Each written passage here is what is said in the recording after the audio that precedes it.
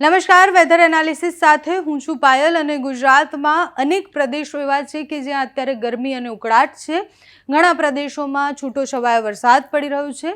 હવામાન વિભાગ અને હવામાન નિષ્ણાંતની આગાહી શું કહી રહી છે, અલગ અલગ જે વેબસાઇટ છે, અલગ અલગ જે મોડલ છે એ પ્રમાણે કેટલા દિવસ વરસાદ પડવાનો છે, ચોમાસાનું આગમન ક્યારે થશે, એ બધી જ વાત કરીશું. પહેલાં વિંડીથી શરૂઆત કરીએ. વિંડીમાં જોઈએ તો દક્ષિણ ગુજરાત પાસે વરસાદ પડવાની સંભાવનાઓ છે. દરિયાકાંઠામાંથી જે ટ્રફ ધીરે ધીરે પસાર થતા હોય છે, ટ્રફને કારણે પવનની ગતિ અને વરસાદની સંભાવનાઓ છે. ઉપરના પ્રદેશો એટલે લેહ, લદ્દાખ અને બધી જ જગ્યાએથી જે વેસ્ટર્ન ડિસ્ટર્બન્સ પસાર થતા હોય ત્યાં અત્યારે હિમવર્ષા થઈ રહી છે, જેની અસરને કારણે ભારતના અનેક વિસ્તારો એવા છે કે જ્યાં વરસાદ પડી રહ્યો છે. ભારે વરસાદની આગાહી અત્યારે ગુજરાતમાં નથી કરવામાં આવી, પણ મહારાષ્ટ્રમાં ભારે વરસાદ, મહારાષ્ટ્રમાં ચોમાસું પહોંચ્યું, એના પછી ચોમાસું હવે ગુજરાત ક્યારે પહોંચશે એની બધા જ રાહ જોઈ રહ્યા છે. વલસાડ, સુરત, ડાંગ આ બધા વિસ્તારોમાં છૂટો છવાયો વરસાદ, દક્ષિણ ગુજરાતના દરિયાકાંઠાના વિસ્તારોમાં વરસાદની સંભાવના, ભરૂચ, રાજપીપળા આ બાજુ મહુવા અને ભાવનગરવાળો દરિયાકાંઠાનો વિસ્તાર છે ત્યાં વરસાદની સંભાવના છે.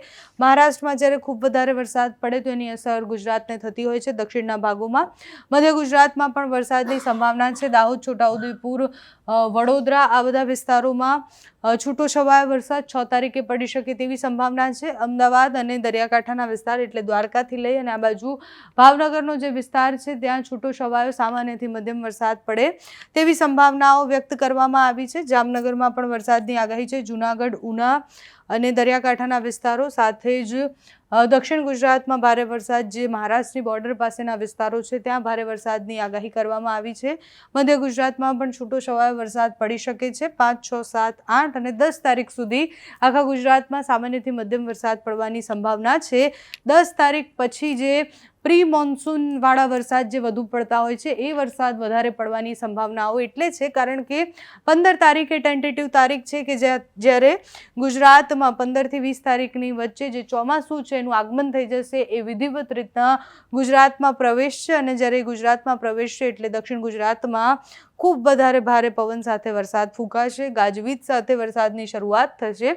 મધ્ય ગુજરાતમાં ભારે વરસાદની આગાહી 7 તારીખની છે. વ્યારા, વલસાડ, આહવા આ બધા જ વિસ્તારોમાં પણ ભારે વરસાદ પડી શકે છે. જૂનાગઢ, ગોંડલ, રાજકોટ, જામનગર પાસેના અમુક ગામડાઓ અને દરિયાકાંઠાના અમુક વિસ્તારોમાં વરસાદની સંભાવના છે. સુરેન્દ્રનગર, અમદાવાદ, હિંમતનગરના વિસ્તારોમાં છૂટો છવાયો વરસાદ પડી શકે 7 તારીખે તેવી સંભાવનાઓ દેખાઈ રહી છે. એટલે મધ્ય ગુજરાત અને દક્ષિણ ગુજરાતમાં વધારે વરસાદની સંભાવના છે. બાકીના વિસ્તારોમાં સામાન્યથી મધ્યમ વરસાદ પડી શકે તેવી સંભાવના છે. હવામાન વિભાગના મોડલ શું કહે છે? હવામાન વિભાગ જે આગાહી કરે છે એ પ્રમાણે કઈ તારીખે વધુ વરસાદની આગાહી કરવામાં આવી છે તે જોઈએ આપણે. 5 તારીખની આ સ્થિતિ છે અને 5 તારીખે તમે જુઓ કે આખા ગુજરાતમાં સાર્વત્રિક વરસાદની સંભાવના છે. છૂટો છવાયો વરસાદ પડશે, સામાન્યથી મધ્યમ વરસાદ હશે, અમુક વિસ્તારોમાં પડશે, પણ ગુજરાતમાં જે વરસાદની સંભાવના છે બનાસકાંઠા, પાટણ, મહેસાણા, સાબરકાંઠા, ગાંધીનગર, અમદાવાદ, ખેડા, આણંદ, અરવલ્લી, મહીસાગર, પંચમહાલ, વડોદરા, ભરૂચ, નર્મદા, છોટાઉદેપુર, દાહોદ, સુરત, તાપી, નવસારી, ડાંગ, વલસાડ, દમણ, દાદરા, નગર હવેલી બધી જ જગ્યાએ અમુક સ્થળો પર ગાજવીજ સાથે હળવાથી મધ્યમ વરસાદની આગાહી છે. કચ્છ, દેવભૂમિ દ્વારકા, જામનગર, મોરબી, સુરેન્દ્રનગર, રાજકોટ, બોટાદ, પોરબંદર, જૂનાગઢ, અમરેલી, ગીર સોમનાથ અને ભાવનગરમાં પણ છૂટો છવાયો વરસાદ પડશે. છૂટા છવાયા સ્થળોએ ગાજવીજ સાથે હળવા વરસાદની આગાહી કરવામાં આવી છે અને આ 5 તારીખથી લઈ અને 10 તારીખ સુધીની આ સ્થિતિ રહેવાની છે. 6 તારીખની સ્થિતિ પણ સેમ છે. 6 તારીખે પણ આખા ગુજરાતમાં સાર્વત્રિક છૂટો છવાયો વરસાદ પડી શકે તેવી સંભાવનાઓ હવામાન વિભાગે આપેલી છે.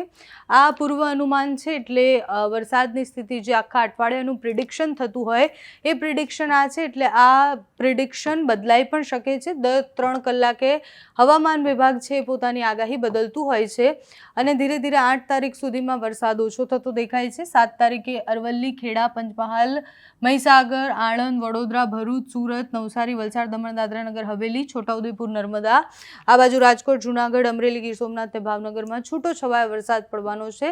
ભારે વરસાદની આગાહી નથી. 8 તારીખે તીવ્રતા ઓછી થઈ જશે. દક્ષિણ ગુજરાતના અમુક ભાગોમાં અને સૌરાષ્ટ્રના અમુક ભાગોમાં વરસાદની સંભાવના છે. 9 તારીખે પણ એ જ સ્થિતિ રહેવાની છે અને 10 તારીખની સ્થિતિ પણ એવી જ છે. 10 તારીખે તો તીવ્રતા એનાથી ઓછી થઈ જશે. જિલ્લાઓ પણ ઓછા થઈ ગયા. નવસારી, ડાંગ, વલસાડ, દમણ, દાદરા નગર હવેલીમાં વરસાદની સંભાવના છે. અમરેલી અને ભાવનગરમાં વરસાદની સંભાવના છે.